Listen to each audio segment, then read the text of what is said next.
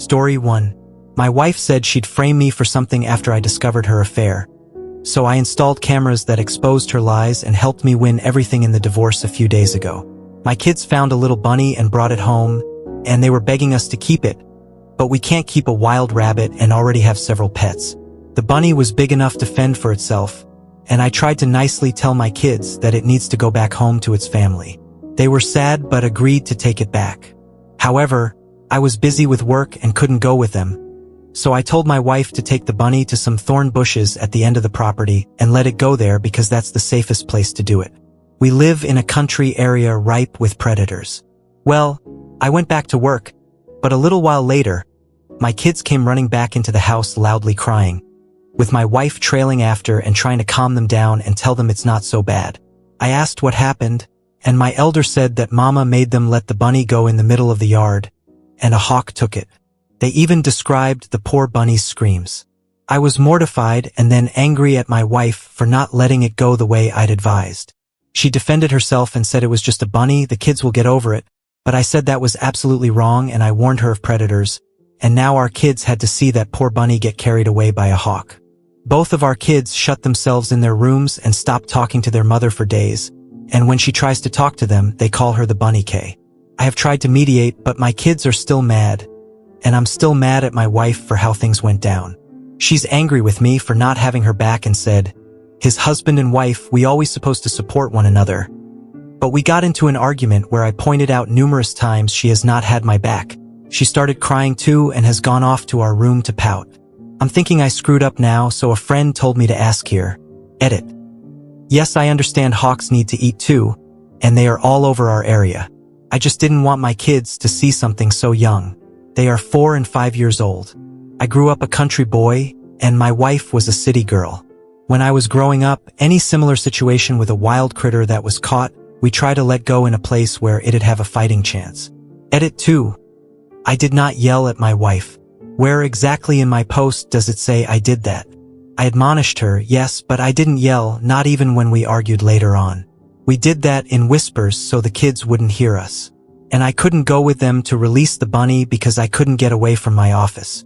I work from home half the week and have to be near the phone at all times to answer a call while on the clock, unless on my lunch break. I also never once called my wife the BK nickname our kids are calling her after what happened with the bunny, and I've tried to make them stop. I will not call my wife such a thing. It's degrading and I'd be acting like a bully. Edit 3. Apologies for so many edits, but my children were not playing in the yard unsupervised. My wife is a stay-at-home mom and was with them when they found the bunny. They came running back to the house with it, and I had to tell them it needed to be let go. Edit 4. I can't believe I'm having to make another edit, but people keep pointing something out. No, this wasn't copied from some online video. I've not seen said video, but I don't doubt it exists. But hawks take small animals all the time, so is it really so surprising that this situation would happen to some people other than those who recorded a video of the same kind of situation? I certainly don't think so, and my property is almost entirely grassy flatland, save for the house and one tree. I own 4 acres. The grass was last mowed on Sunday, so it was pretty short. That poor bunny may as well have had a target on its back because hawks are circling the area all the time. I've been battling hawks since I was a kid, guarding baby chicks with my old pellet gun. Little bunnies are practically one of their favorite things to grab, hence me telling my wife to let the bunny go in the bushes. Edit 5. I am so damn sick and tired of people saying hawks got to eat too or circle of life or UDA for defying nature. When I was a kid, I had to protect animals from hawks for my grandparents. Farmers have a right to protect their animals from predators too. We weren't just going to let the hawks come in and take all the baby chicks they wanted, which they would have done daily. Yes, I was out there with a pellet gun, but that only deterred the hawks more than anything. I never actually shot one down. Oh yes, I hit a few, but barely. All it ever did was make them turn tail and fly away, and I haven't shot at a hawk in 25 years. I never enjoyed shooting anything alive. My grandpa was the one out there with real guns taking down hawks and coyotes, but I grew up intimately familiar with hawks taking small animals. Hawks have no problem finding food all over our area, but they are opportunists, as are most predators, hence why I wanted to let the bunny go in the bushes. But as I say it in a prior edit, I could not leave my desk, which so many people still don't seem to understand or did not bother to read. Update. Not sure if this is the right place, but I can't think of anywhere else to post this. For those who remember me, I'm the guy whose wife made our kids release a wild bunny in the middle of the yard after I advised her to have the kids take it to the bushes to release it safely. A hawk took the bunny right in front of both of our children, 4 and 5 years old at the time, and they freaked out on their mother, then came running back to me in tears. Our kids started calling their mother the Bunny Slaughter. That name seems appropriate now, and other people called her that as well after her affair got out. What happened with that poor bunny is ancient history compared to what I have to tell now. I'm speaking as a free man after finishing divorce a couple of months ago. This is going to be pretty long and complicated, so buckle up. Edit. AP stands for a fair partner. Apologies for not making that clear sooner. I did show my wife my original Reddit post, and she was very angry with me, so much so it caused a bad fight, and after it I got the silent treatment for another week. I tried to make my kids stop mistreating their mother after the bunny incident, even with being punished by small groundings and timeouts, but the BS nickname kept coming back every time our kids got angry with their mother. My wife let up on her cold shoulder routine after a couple of weeks and conceded she should have listened to me about the bunny and should have taken it to the bushes like I said. She claimed that she just felt like she needed to defend herself because she didn't want to be wrong. I accepted that apology and apologized myself for making the Reddit post. I wanted us to go to marriage counseling, but she refused. She acted like there was nothing wrong with our marriage, and I decided not to push the issue further since things were seemingly getting along better. But after a few weeks, my eldest came to me saying she wanted to tell me something. There was another reason why she was so mad at her mother than just the bunny, but she was scared to tell me. I comforted her and told her she could tell me anything. Well, what she said shocked me and changed everything in an instant. She said that for months, Mama had been bringing a man over some Saturdays I was at work and had referred to him as her special friend. She got our kids to keep quiet about it by various means of bribery.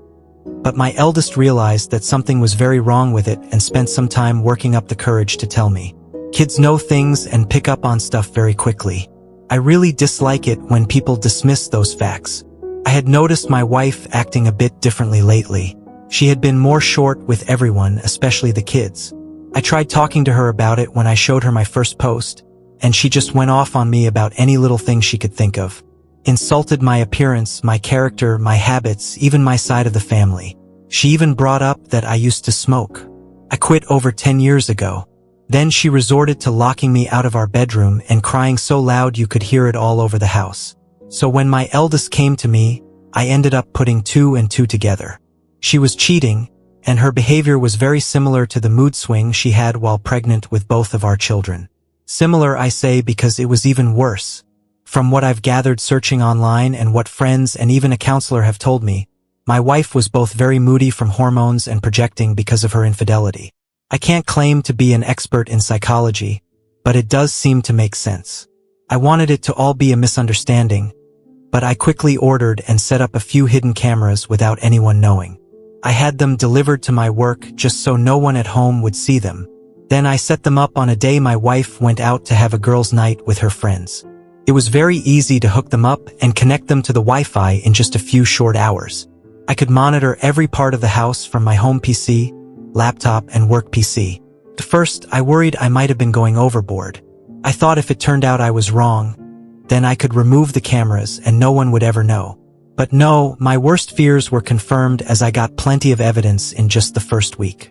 The man my wife has taken as an AP is a former colleague of hers. I remembered him quite well as they seemed close with my wife whenever I met him at various functions. My wife quit her job years ago to be a full-time mom after getting pregnant with our first. It was a mutual decision for us both at the time. My wife stayed connected with her former coworkers as they were her best friends. But not anymore. What I'm about to tell you has pretty much made her hated by everyone. Firstly, the AP is younger than my wife by about a decade. She mentored him at her former job to fill her position when she left, and the two of them stayed close, very close. My wife and I are both over 40, but you wouldn't know it from looking at her. She's positively stunning. She got mistaken for someone in their 20s quite a lot, and I guess she capitalized on that. How I found out, I ended up confiding to my sister about what was going on and showed her the footage from the nanny cams. She told me she'd suspected for a while and said she'd seen my wife once at a local bar getting a bit too close with a man that wasn't me. But they never kissed or anything while she was watching, just lots of touching on the shoulders and lower back. And since she wasn't sure, she didn't tell me sooner. I ended up ordering a GPS tracker as well, and after I got at work working, I hid it in the trunk of my wife's car. My sister and her husband agreed to help me and followed the tracker on my wife's next supposed night out with friends. She went to a completely different place 20 miles further away than where she usually goes, and from there, she met up with AP. My sister and brother-in-law observed them for some time from their car and noticed AP kept rubbing her belly while they were talking, and they recorded video of this too.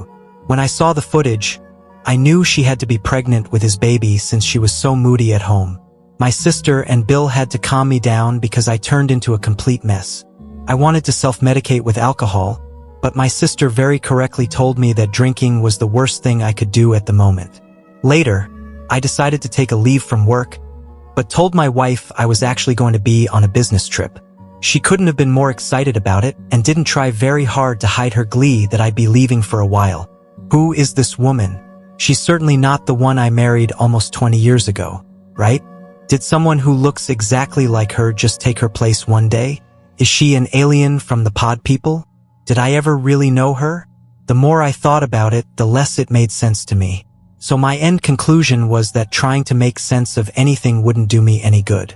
I had cameras all over the house, and my sister and brother-in-law agreed to take my kids for a few days because they love visiting auntie and uncle in the city. This gave my wife the exact opening she wanted. She called AP only a few hours after I left, and he showed up that evening to spend the night. I won't go into any detail about what they did around the house. You can fill in those details yourselves, but on top of all that, they were joking about me continuously. They openly talked about their baby and how they needed to figure out what to do before her belly starts to show, as she was already over 3 months along by then, and there was no way it could be passed off as mine. AP is a different race from me, so it'd be pretty easy to tell the baby wouldn't be mine from birth. My wife brushed AP's concerns aside and said that they had months to figure it out. Then she shamelessly admitted this wasn't even her first affair, as she'd slept with another man when she was 29. She told AP she was sick of having to act like the good housewife and was tired of being around a boring man like myself that made her feel old. And if it wasn't for me being so financially stable, she'd have left me long ago. Even her AP asked her about what her plan is with our kids. Her exact words were, "He can have them." She didn't even want to be around our kids anymore because she thought they liked me better, and she'd soon be having her do-over baby anyway. I very nearly threw the laptop on the floor in my motel room because I was so disgusted, but I contained myself, drank a few beers from a six-pack, got some dinner at a diner, then watched a movie. After that, I spent half the night just laying in bed and thinking till I finally fell asleep. I thought I knew my wife so well. I loved her and would have given her all I had to give, but in the end, some people are just evil, and you can never really know who they are till they reveal their true self. I made up my mind right then to destroy her in a divorce. I'm normally a very kind and calm man, but get me angry enough, and I can become your worst nightmare. I went to see a law firm for divorce lawyers the very next day and asked for the meanest lawyer they had. I live in an at-fault state, so my wife was screwed the moment I had her affair on camera. The lawyer was initially apprehensive that I wanted to hire him so quickly until I explained the situation in more detail, and I even showed him some of the video footage. That's when he got a devilish grin, and we shook hands. He said he'd start right away because this was the kind of case divorce lawyers love to dig their teeth into. I had my wife served a few weeks later on a day I was working from home, and the kids were in school, the eldest in kindergarten and the youngest in preschool. The papers were delivered right to my wife's hands by the local sheriff. The cameras caught it all. She looked scared while she opened the envelope, read the contents, and then lost her mind. She came running into my office to scream at me, but I remained cool and calm the whole time. I was already completely mentally checked out of our marriage. My wife wanted to argue. I just told her I'd made up my mind, and I wanted her out of my house. I'm the only one who's ever paid into the mortgage. She screamed at me that I can't do this to her and then actually threatened to tell people I beat her if I take her to court and get me fired for my job to boot. I told her to go right ahead and make up any lie she wants. It won't help her. It's not like she wasn't planning on screwing me over since she's pregnant with her AP's baby anyway. She went wide-eyed and asked me how much I knew. I just said I knew enough and told her once again that I wanted her to leave. She refused and said it was as much her house as it was mine. Then she locked herself in the bedroom again. I saw on the bedroom cameras her having a meltdown and then pulling out her phone and calling the police. She was acting like she was in complete panic, but there was a huge smile on her face while she was doing it. She was quite the actress. I'd have believed that performance over the phone in a heartbeat if I didn't already know she was a liar. I waited for the police with the front door wide open and told them to come right in when they arrived. They were initially hot-blooded and ready for a showdown, but the house was clean, and there were no signs of any sort of fight. My wife came running out of the bedroom and grabbed the vest of one of the officers while crying and saying I was a maniac. I asked one of the other officers to let me show them evidence of what was really going on, and he agreed, which really startled my wife as she was not aware that I'd recorded her. I showed the officer the footage from the cameras on a laptop of my wife saying she'd make stuff up to ruin my life, and then the footage from the living room after she ran out of my office and into the master bedroom down the hall, and then the footage from the camera in the bedroom of her calling the police and lying. I'd recorded it all, and from multiple angles no less. And even though she claimed to the police I'd hit her, there was not only no marks on her, but the cameras all around the house showed a completely different story. Then I handed the police a thumb drive and said it had all the video footage they needed of her calling them under false pretenses.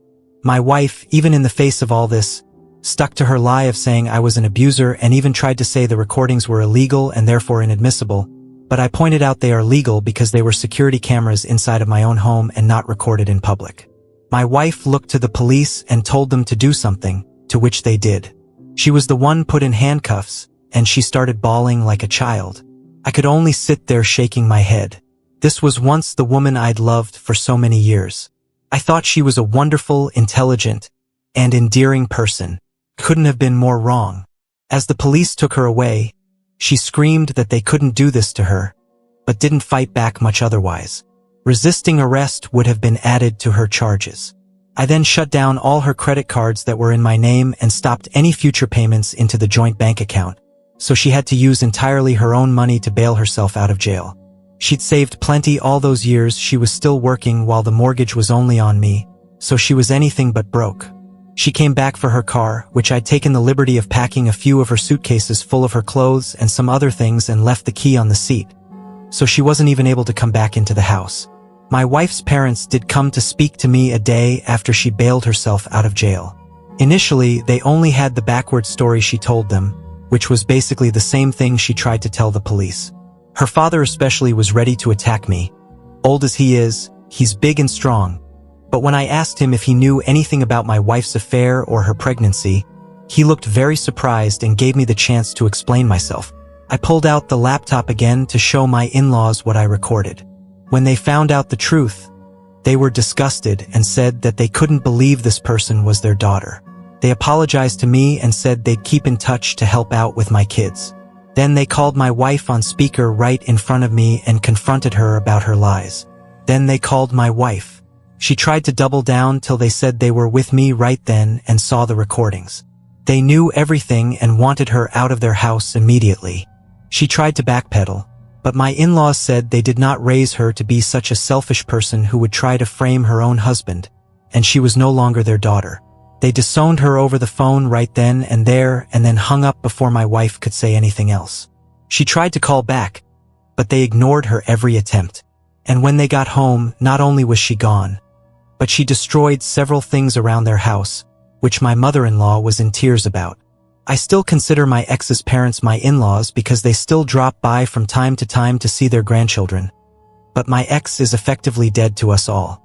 My wife later came back with her AP to pack her things. AP wouldn't even come in the house, and my wife refused to speak a word to me while gathering her remaining things. She knew there were cameras everywhere, and she'd damn herself more if she tried anything else. I wasn't alone either, as my sister and brother-in-law were there to help keep an eye on her. Brother-in-law made sure to keep his eye on AP from the window. My wife was still packing when the kids got home, and she made no attempt to speak to either of them, not even when our youngest cried for her. Before leaving, she did take a few of the photos we had of each other from our wedding off the wall and threw them on the floor to break them. I think she was expecting a reaction out of me because of the way she looked at me while doing it, but since I didn't say anything, she just took the last of her bags and walked out the door. After she was gone, I had to call my elderly mother to come stay with me for a while because I couldn't take care of my kids alone. I couldn't take a lot of time off work, and I didn't have a lot of daycare options either. I also ordered DNA tests for my kids. I was sure they were mine, but several people told me that just in case. My children are mine. Thankfully, yes, both of my children are mine, and yes, I did get tested for STIs and I'm clean, so no worries there. About a week later, my wife showed back up at my door saying that she would agree to a clean divorce if I did as well, meaning she'd have gotten half of everything if I had agreed, but I said no to her face. There was some fighting back and forth, and she more or less admitted to finding out the law in this state was not on her side. We met, got engaged, got married, and lived our whole lives in this state. There was no way she could get out of taking a major loss unless I agreed to settle, which I did not. Then I said that she betrayed me, our kids, her parents, and practically everyone by having an affair. Then I slammed the door in her face. She left quietly, and I didn't see her again till court a few months later. In divorce court, my wife was visibly quite pregnant by then, and she'd gotten a lawyer.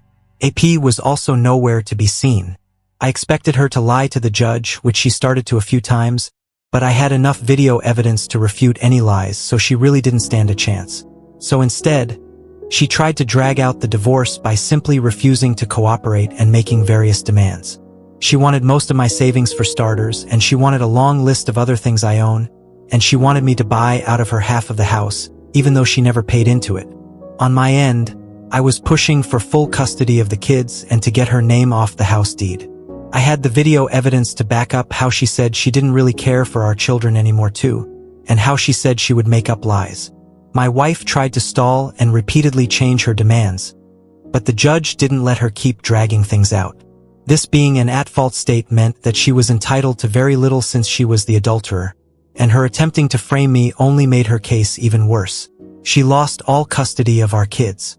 In the end, she lost all custody of our kids and walked away with nothing more than her belongings.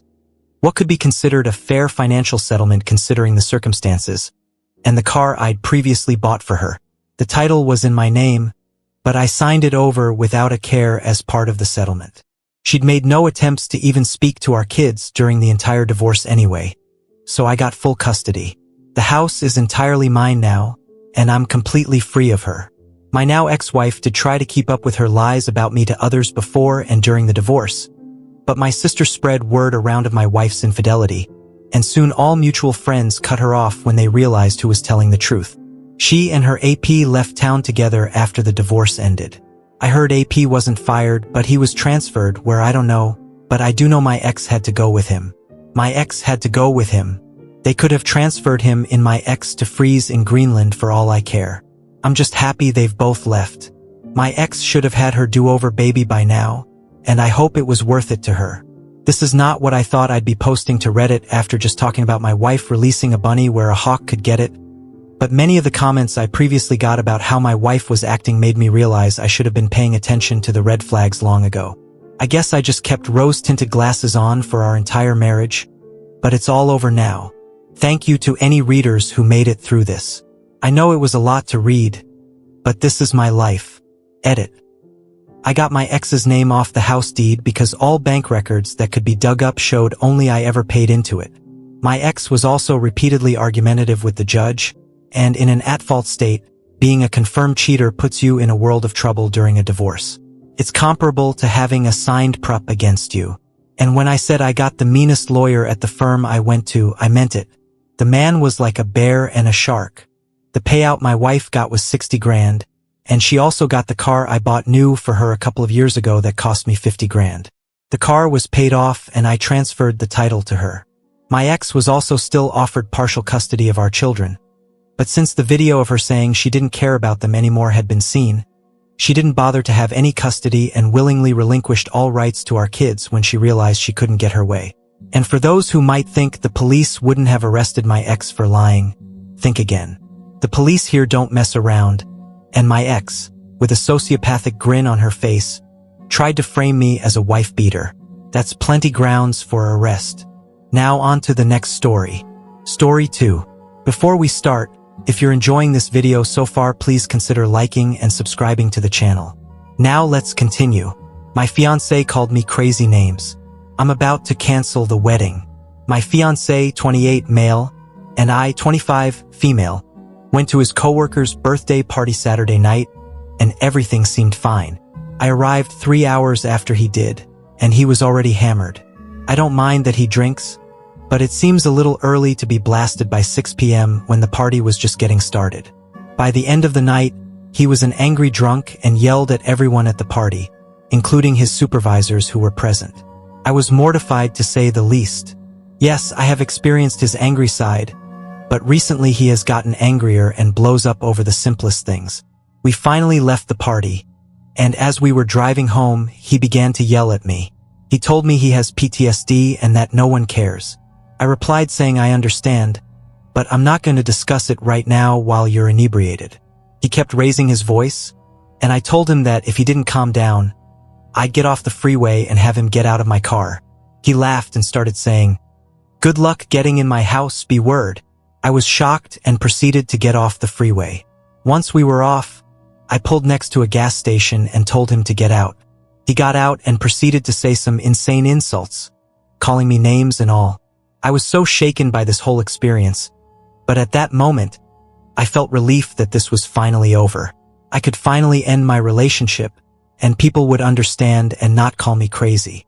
He was super drunk, and this isn't the first time he has had angry outbursts, both drunk and sober. This is the person I'm supposed to marry in 6 months, and now I'm thinking of ending it all. I love this person with all of my heart, but I don't think I can forgive him. His parents don't think he can do anything wrong and justify his every action. They are such good people and they treat me so well, but it's not like they can slap their kid and tell him to realize he's going to ruin his life with these anger problems. For context, his father also has anger problems that I've witnessed before.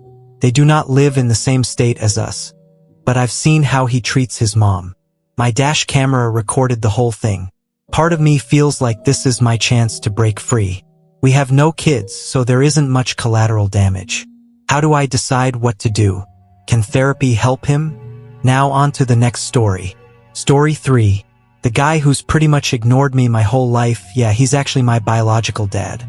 Mind blown. I'm 17, caught in the whirlwind of teenage chaos. And this revelation just added a whole new layer. Picture this. My mom's only 30, and my dad's hitting 40. They were practically kids themselves when they decided to tie the knot. Mom's the heart of our home, juggling part-time work with raising us, while dad's buried in code as a software developer. And then there's me, the eldest of 4, somehow always cast as the outsider, the odd one out. Like I've been wearing an invisible black sheep costume at every family gathering and birthday party I can remember. Growing up feeling sidelined in your own family is one thing, but finding out the man you thought couldn't possibly be your real dad actually is, that's a plot twist I never saw coming. It's like living in a soap opera, except there's no commercial break from this reality. I never experienced the joy of having a single birthday party. No shiny presents or friends coming over. Christmas? Forget about it. While my siblings were drowning in lavish gifts from our dad, uncles and grandparents, bikes, fashion gadgets, you name it, I was handed a pair of socks and told to watch them unwrap their treasures. Their birthdays were extravagant affairs. Friends and family flocked to celebrate them, showering them with more gifts than they could handle. As for me, I was the invisible kid, banned from family trips and vacations. Instead, I was left in the care of strict grandparents who stifled my every move. And worst of all, sometimes they'd just pass me off to someone else, leaving me feeling like an unwanted burden. When I was just 13, my mom started a part-time job, and on those rare occasions when my dad and siblings were away, she'd ask if we could spend some quality time together, even if it was just for a simple ice cream outing at home. I mostly kept to my room, focused on studying, but no matter how well I excelled in school or sports, my dad seemed uninterested. To make ends meet, I tutored and picked up part-time jobs at food courts and a grocery store, which kept me away from home. Over the years, my mental health took a toll from juggling academics, sports, and 2 part-time jobs. Thankfully, my mom helped me find a therapist who has been a tremendous support. However, a shocking incident occurred yesterday when I returned home late from work, utterly exhausted, and overheard a heated argument in the living room between my mom, dad, and aunt, all revolving around me. They noticed me eavesdropping from the doorway, and I couldn't believe what I was hearing, especially my aunt suggesting that I should be more grateful to my dad. My parents' faces turned ashen when my aunt dropped a bombshell. She called me a bastard, and I was taken aback by her audacity. Sure, she never liked me and often ignored my presence, but this was a whole new level of cruelty. I couldn't contain my anger, so I demanded she repeat what she had just said. My dad hastily intervened, but I was insistent. I needed to know why I should be grateful. I prodded further, wanting answers. Silence hung in the air, so I repeated my question. Grateful for what? For being ignored, neglected, and abandoned while my pampered siblings played a picture-perfect family with dad. But as soon as I mentioned dad, my aunt exploded, yelling that I wasn't his son. I was stunned and I turned to my dad, desperately seeking the truth. His gaze met mine, and all he managed to say was, "I'm sorry." I was left speechless, turning to my mom hoping for some clarification, but she remained silent. Unable to stay in my room any longer, I left, and as I did, I heard my mom crying. She eventually came to check on me, finding me on the floor, shaken and crying myself. She helped me up and stayed with me until I drifted into a fitful sleep. This morning, I called in sick, still trying to process the shocking revelation that had shattered my world. Today, I've barely left my room. Everything I've ever done to earn the approval of the man I once called Dad feels like a colossal waste of my life. I wish I had known the truth years ago. The top advice before reading the updates is truly shocking. I can't help but feel deep sorrow for you. This secret should never have been kept hidden from you. Understanding their cruel treatment would have been a small consolation. What's more, the fact that your mother allowed this deception is deeply troubling. The questions that arise are haunting. Why did they lie to you? It certainly doesn't sound like they were in North America. Sadly, in many parts of the world, an unwed pregnant woman faces harsh judgment and mistreatment. One can't help but wonder if your mother was pregnant and your stepdad agreed to marry her under certain conditions to provide some protection for her and her child. This is all speculation, of course, and we may never know the full truth. But I genuinely hope you can discuss all of this with your therapist and begin building a life that doesn't include these people who have treated you with such contempt.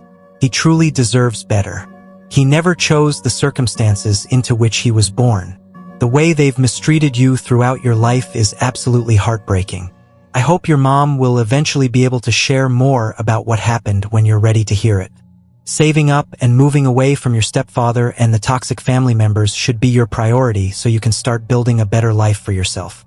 Remember, your worth and your life are not determined by what these people have called you. I'm deeply sorry for all that you've gone through. Attending therapy sessions and prioritizing your well-being is crucial. Leaving that house and those toxic relatives behind is undoubtedly in your best interest. As for the first update, it's heartening to hear that you reached out to your best friend when you needed it most. Sharing your story with him and having him listen and support you was a significant step. It's evident that he cares deeply about you, and his anger at your family's treatment reflects that. His offer to talk to his parents about you staying at his place is a testament to the strength of your friendship and the support system you have in him. Please consider taking him up on that offer to create a safer and more nurturing environment for yourself. I said yes. He dropped me off and we got out of the car. We talked for a bit, and before he left, he gave me a hug and just said whenever I felt alone that I should give him a call. When I entered the house, I ignored everyone. First, I would like to thank everyone for your comments. Though I have not responded, I read through all of them. Not only have they been helpful towards to see things differently, but to do the pastor stays strong until I move out. You're right, this man is not my dad's father, and I will no longer see him like that anymore. I will try and get some answers in why I'm being mistreated. Why after all these years no one told me anything. I completely understand your need to discover the identity of your biological father, whether he is alive and whether he's aware of your existence. These questions are undoubtedly crucial for your sense of self and understanding your past. Given your lack of contact with anyone on your mother's side of the family, this journey might involve a lot of research and potentially reaching out to sources who can help you uncover the truth. Your 18th birthday at the end of the summer marks a significant milestone for your journey toward independence and self-discovery. Now for the second update. It seems like you've taken a bold step in addressing your stepfather. You referred to him by his first name, Kevin, instead of Dad. His confusion and silence in response reflect the gravity of your decision. It's evident that you've reached a breaking point, and you rightly questioned why you should call him Dad when he never treated you as such. This confrontation could be a turning point in your relationship with him, and it's essential for your healing and mental well-being to assert your feelings and boundaries. She had no answer, and she told me he was hurt by it. I wanted to scream, which is then that yesterday I had an appointment with my therapist, and I cannot put into words how much she has helped me. Over 2 years later, my best friend called me to let me know that I could stay with them if I wanted. So this morning when I woke up, my mom was already awake and making breakfast. I asked her if we could talk alone today, and it was important. She agreed to talk after breakfast because Kevin had to go to work shortly after. After Kevin left, she told my siblings not to enter the kitchen for a while. I'm paraphrasing a bit because it was a long conversation. Opening up this difficult conversation with my mom was incredibly challenging. As I struggled to find the right words, I finally expressed to her how I couldn't come to terms with the years of mistreatment and neglect by Kevin and his side of the family, all while she stood by and witnessed it happen. I emphasized that understanding why this had occurred was of utmost importance to me. Initially, my mom attempted to evade the question, offering the same vague responses she had given in the past, but I refused to back down, reiterating the significance of this revelation to me. Despite her continued attempts to dodge the issue, I remained resolute. I told her that I couldn't continue living like this. I made it clear that I was planning to pack my things and move out, and that we wouldn't be on speaking terms until she was ready to share the information I desperately needed to hear. Seeing my mom tear up during this conversation was heart-wrenching. Despite the hurt I felt in that moment, I struggled to keep my own emotions in check. I asked her once more for an explanation, and after some time, when she had calmed down, she finally began to reveal what had transpired. When she was 20 and in university, they shared an apartment along with her best friend. They were out clubbing when they had an argument because she wanted to stay, but her boyfriend wanted to go home. It left both her and her best friend really drunk, and she cheated on her boyfriend with his best friend in a club. The next day, she woke up and realized what she had done. After a few days, she courageously confessed to her affair with her best friend to her boyfriend. As a result, he ended their relationship. In addition to this, her boyfriend informed her parents about her infidelity, leading to their furious reaction, cutting off her financial support, and essentially disowning her. Left with no place to turn, she found herself in an incredibly tough situation, even losing many of her friends. With no other options, she was forced to live in her car for a period of time. It was during this trying time that she discovered she was pregnant. Not knowing what to do, she returned to the apartment she had shared with her ex-boyfriend and his best friend, only to find that they had moved out without a trace. Her attempts to contact them through calls and texts went unanswered. Eventually, she managed to secure a job at a coffee house where she met Kevin, a regular customer. As they got to know each other, Kevin asked her out, even though she was upfront about her pregnancy. He was undeterred. However, Kevin's parents did not approve of their relationship, seeing her as both a pregnant woman and a cheater. They even threatened to sever ties with Kevin if he continued to see her. Kevin, fearful of losing his family's support, contemplated breaking up with my mom, but in a desperate plea, she begged him to stay and promise to be the ideal wife and bear his children. They made plans to get married soon after I was born. Kevin never showed any interest in me when I was born, but my mom lived with the hope that one day he would. Hearing all of that, I didn't know what to say for a while. After thinking for a moment, I asked if she had at any point tried to contact my possible biological father. She said no, and a timeline would place her ex-boyfriend as most likely to be my biological father, but you can't be 100% sure. I asked her if she ever tried to reconnect with her side of the family. She tried to contact them when she was about to get married, but her parents, siblings, aunts, and uncles didn't want to see her, so she gave up. I asked my mom why Kevin had been so hurt by me calling him by his first name. She revealed that Kevin had been seeing a therapist for the past 2 years due to ongoing struggles with depression and guilt. I was taken aback when she mentioned that it all began when I was just 15 years old. On that fateful day, I came home after a victorious handball game where I had been awarded the title of Man of the Match. While my mom celebrated my achievement, Kevin couldn't resist the urge to undermine my joy by comparing my accomplishments to others. In my room, I couldn't hold back my tears as I asked him, "Why do you hate me?" His silence left me devastated, and I retreated to my room, crying myself to sleep that night. Following that incident, he began to feel a profound sadness, as if something had pierced his heart, and that feeling never left him. Instead, it grew. My mom eventually encouraged him to seek help from a therapist. Reluctantly, he agreed, and over time, the therapist managed to penetrate the layers of guilt he had been carrying for the past few years. Kevin had been living with the weight of that guilt, too fearful to confront it. So when I called him by his first name, it became painfully evident to him that he had lost me, and that realization took a severe toll on his emotional well-being. The next question is, I was afraid to ask, but I asked if he ever abused her. She told me he has never mistreated her. She told me that Kevin has only ever loved her. The only time he ever questioned her about anything was when she was pregnant with my younger brother, and he asked for a paternity test, which she understood.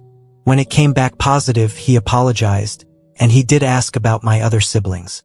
The last question I asked her was why I was left with people who harmed me physically, mentally, and emotionally while he went on trips and vacations. She was shocked to hear about the physical harm and asked me about it. I told my mom that I never said anything at the time because I was afraid of Kevin's family members. When it happened, I mustered the courage to share everything I could remember with my mom, shedding light on some of the terrible things they had subjected me to in my younger years. My grandparents would yell at me and on occasion even resort to physical punishment.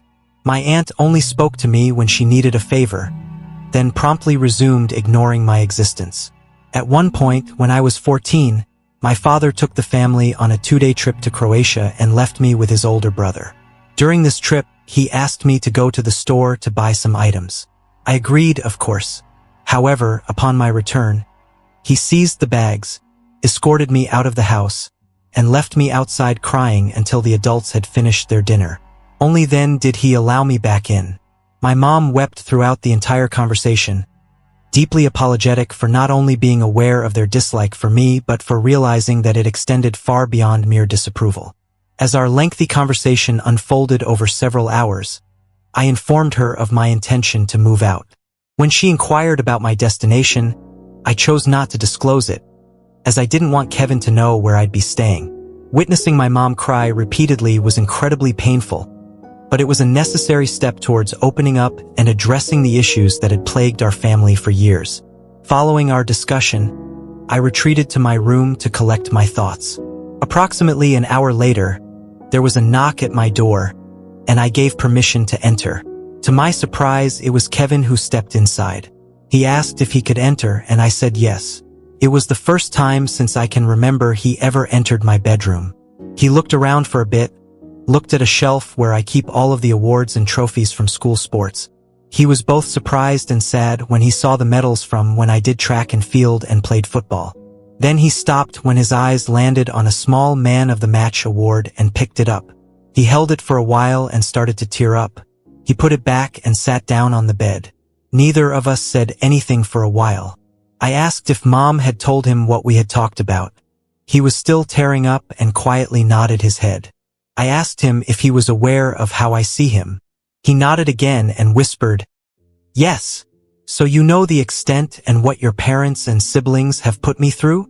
He looked me in the eyes and asked if it was true. I said yes, and he just started falling crying. After a while, he stood up and hugged me. This unexpected moment with Kevin marked the first time he had ever hugged me and openly shed tears in front of me. I embraced him back, my own tears flowing freely. In that vulnerable moment, he expressed heartfelt apologies for the 2 years of neglect, for treating me like an outsider, and he begged me not to move out. When he finally let go, Kevin requested a chance to make amends, and I cautiously agreed, noting that forgiveness could potentially come with time if they proved their sincerity. However, I made it clear that I would never forgive his family for the pain they had inflicted upon me. I also mentioned that for the time being, he would remain Kevin, as the wounds ran deep. For now, I've decided to postpone my plans to move out, but I made it unequivocal that if things regressed to their previous state, I would not hesitate to leave, and he understood this. We've taken the step to see a family therapist together in hopes of addressing and healing the wounds that have plagued our family for so long. Regarding my biological father, I plan to reach out to him in the future, though my feelings about my maternal family remain uncertain. I also confided in my friend, sharing the recent developments. He reassured me that his door would always be open at his place. Our friendship dates back to our school days, and we both share a passion for the same sports team. I was parents well, and they are lovely people. I know many of you want me to move out as soon as possible, but I told them I would like to give them this one chance, and that is what I will do for the moment. Honestly, I'm not scared that things will just go back to how things have been. I've been saving all of my money since I started working. To those who have been sending virtual hugs, here's a virtual hug back. And thank you. Thank you for all the comments and support. Now for the last update.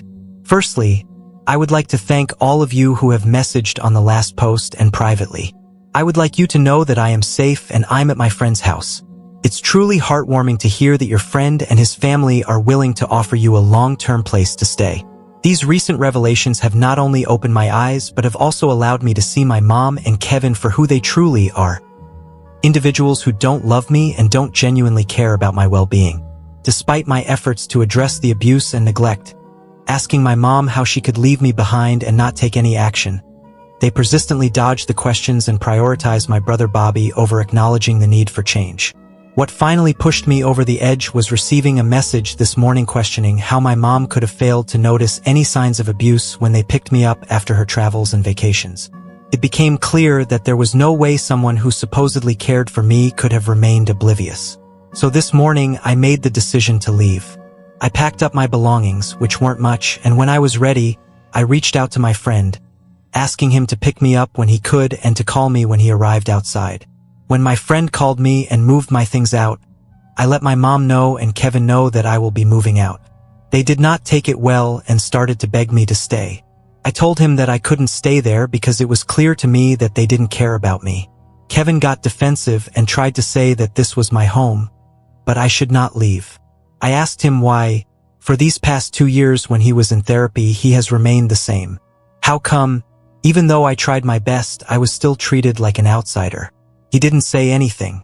I asked my mom why she let this go on for years without doing anything to stop it. Again, she didn't say anything. Saying goodbye to my sister was incredibly tough, as she's the only one in the family who has consistently treated me with genuine kindness and love. Our conversation was emotional, and when I told her I was leaving, she looked profoundly sad. Parting with her was even harder than I had anticipated. Once I got into my best friend's car, I couldn't hold back my tears. We took a drive before reaching his house, which helped me regain my composure. As we settled into a guest room, my friend shared the story with his parents, who asked me to recount everything, and I did. After discussing it privately, they informed me that they would prefer I stayed with them long-term rather than return to my family. I'm grateful for the support I've received from my friend and his amazing family. It's reassuring to know that I have people who genuinely care about my well-being.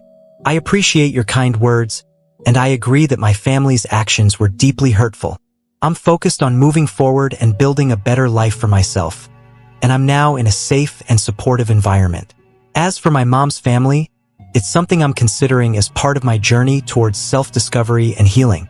It seems off that they have not forgiven her after all these years. She must have done something else. Please take care. A huge hug from a stranger. I'm so sorry and still so happy about the update. I hope you find a safe space with your friend's family. Always remember your friends can be a way better family than your own, and I think that right now you are building a new family. Loads of love. Stay safe and far from your family. They are trash through and through. Never let them bully you into thinking you did anything wrong. Thank you. The only one I will be keeping in contact with is my sister. Last update. Yesterday morning, with the suggestion of my friend's father taking a week off from schoolwork and practice, was a necessary step for my well-being, allowing me some time to process everything. Fortunately, I can access my school assignments online, so I won't fall behind. My friend took me to the police station to inform them of my stay with his family and to file a written report about the abuse, both as a precautionary measure and for documentation. Yesterday evening, my mom reached out to see if I would reconsider and return home. However, I made it clear that it wasn't an option, and I requested zero contact with Kevin for safety reasons. She became emotional and tried to persuade me to return through tears. Right now, I'm focusing on my mental health during my last semester, working towards the possibility of attending a good university.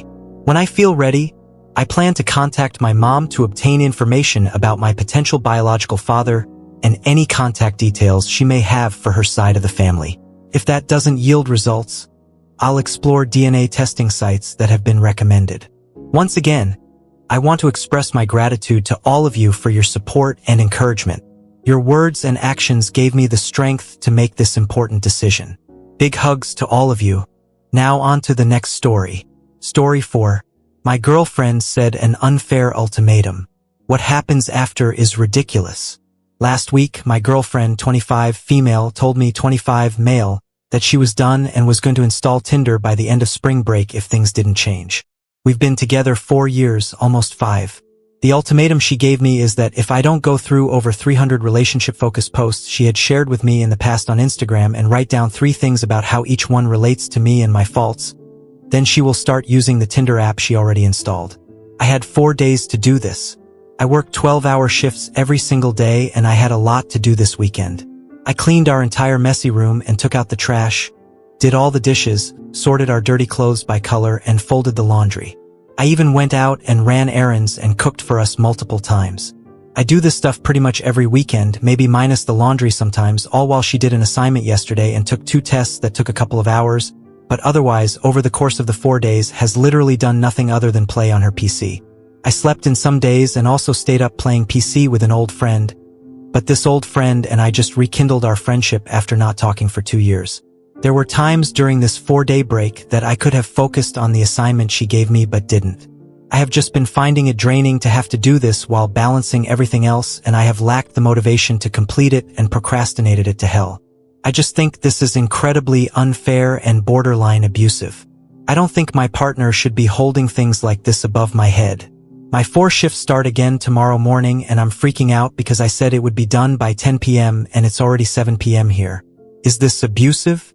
Is this controlling? I asked if we could do therapy before, but this is what she wants. Update. After all of what happened, this is her answer. Hey, don't worry about it. The relationship is over. I put all my cards on the table. You understood the terms. You had more than enough time, but you didn't prioritize it and me in the process. It's not my job to remind you every day. You either do or don't do it. We're over if you don't. You're getting overwhelmed because you didn't realize that this was important for me. I'm not waiting anymore. I love you, but I deserve someone who will treat me with respect, and when a situation gets tough, tense, or you're in the spotlight, you don't. You've shown me how much I matter to you by procrastinating this. I'm done. I don't care. I'm doing this for me. If you're not done by tonight, then don't bother. You might as well prep packing your things. In your long text, you're lying. You told me you'd have it done by 10 p.m. tonight. I'm sorry. I shouldn't be arguing. I already thought days ago that I thought this would happen. I'm sad you didn't change my expectations. Now on to the next story. Story 5. My husband's heir daughter was dropped off at our house 2 weeks ago. My life is falling apart, and it's all thanks to my husband. We had a perfect life. Both of us worked in the jobs we loved. We have a beautiful daughter and a healthy son. When I was pregnant with our son, We both almost died due to complications. So before the birth and even afterward, I didn't want to have sex. Why would I? I almost died, and my body was in pain for months afterward, even with strong medication. I thought my husband understood because he never pushed me for sex or even asked. I thought it was because he understood my pain, but apparently he was just getting it from somewhere else. A few months ago, we were visited by Child Protective Services. I was terrified at first, frantically thinking of what we did wrong with our children to cause a visit. But no, as it turns out, some woman I've never met before died in a car accident, leaving behind a daughter, and my husband's name was on the girl's birth certificate, and he was named in the woman's will as the father. I thought it was a mistake at first until my husband told me the truth. As it turns out, while I was suffering through my pregnancy and the aftereffects of almost dying, my husband would go to a woman he knew at work and get it off with her. He said this as if he did me a favor. Well, as the CPS worker explained to us, my husband is her closest living relative that can care for her. The woman's family apparently wanted nothing to do with the poor little girl. When she asked us if we wanted to take her in, I said yes. Yes, I know this might be the true cause of all my issues, but my husband pawned that poor girl off to live with her single mother for 5 years. He doesn't get to pawn her away when she needs help. She's his responsibility and now is ours. I told him I'll help take care of the necessary visits for wellness checks and help with whatever CPS wants us to do. All he had to do was explain everything to our children. The fact I'm saying this tells you what he did. Yes, nothing. We had to clean out a room and buy new furniture and even looked for some toys. Our children go to a private school, so I picked up some more work hours in order to be able to afford her tuition. I was the one who had to tell our extended families the big change because he didn't want to do so. I did almost all the heavy lifting. So color me shocked when his daughter finally joins our family 2 weeks ago, and the first words out of our children's mouths were, "Who's that?" Yes, I was the one who had to tell our children, school, extended families, family doctors, and my workplace about my husband's affair and subsequent addition to our family, but he couldn't tell our children, being he was too ashamed to face them. So guess who was the one who had to explain that they have a sister now? As I'm trying to settle the poor girl into her new home and room, and shocker, our children didn't take the news well. As it was happening right in front of them, my daughter was screaming while crying, causing my son and the little girl to cry. A situation that could have been avoided if my husband just did the one thing I asked of him and explained everything to them much sooner. It's been 2 weeks of her living with us, and the situation hasn't improved. My husband has not picked up the slack that comes with having a new addition to the family, so we're struggling right now to make ends meet. I feel embarrassed bringing all 3 children around for appointments and groceries because the little girl is very much obviously not mine, and I can tell people are judging our family. My daughter is much moodier and less happy and refuses to even acknowledge our newest addition to the family. Our son doesn't really understand what is going on, and it's causing even him to lash out, and I don't even know how to help the poor little girl because I know that if I feel like my life is falling apart, she must feel even worse. I suggested family therapy for our children, even just marriage therapy so we can hopefully move past this and work together as a unit for all the children. He's refused everything, saying that he knows he'll be lectured by everyone when all he was doing was trying to help me. I just don't know how to fix this. Please help me. I don't want to divorce him because I just know that will make it worse for the kids. But that's the only option my family is telling me. Meanwhile, his family is begging me to make this work and to just look past it. We'll be looking into therapy for me and the children and hopefully a good divorce. Update. Lawyer update. I'm sorry you all were right. It was a lie. When all of you were pointing out how the kids' responses to youngest's arrival didn't make sense, it made me realize how correct that is. They came home to a room all made up, and I made passing comments to them asking about how excited they were for youngest's arrival. They should have known about her at this point.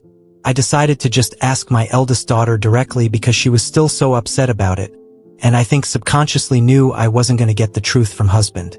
So I went to her room while she was lying in bed, and I asked her. I told her that I asked her father to explain to the 2 of them what was going to happen. They saw her new room.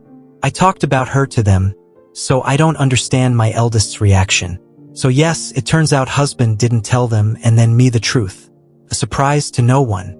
I am figuring out the story he told the kids was that youngest was a daughter of one of our friends, and we felt so bad we had to take her in. Nothing about her being their half-sister or him having a daughter with another woman. Well, when she came home that day and the kids asked who she was, the pictures we were able to share of young she had braids in and wore much different clothing than when she arrived. It was my response to them that ruined his little lie. This is youngest's name, your half-sister. Remember, our son was too young to really get what it meant. But our daughter did. That's why she freaked out that day.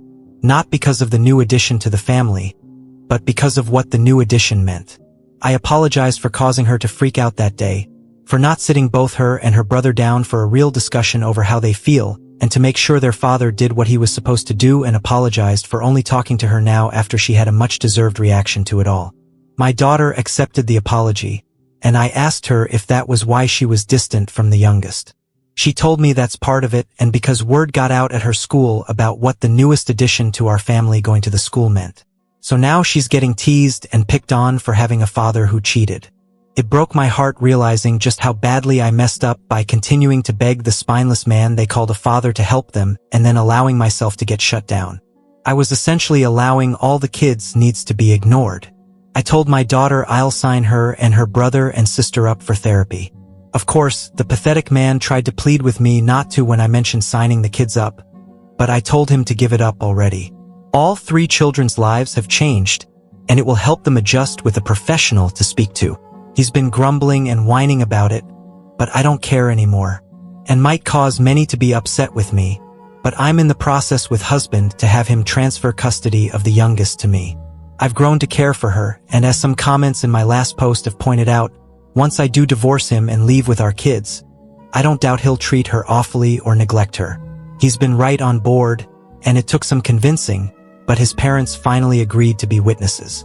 I got all the paperwork set up and scheduled an appointment with an attorney to help with anything else.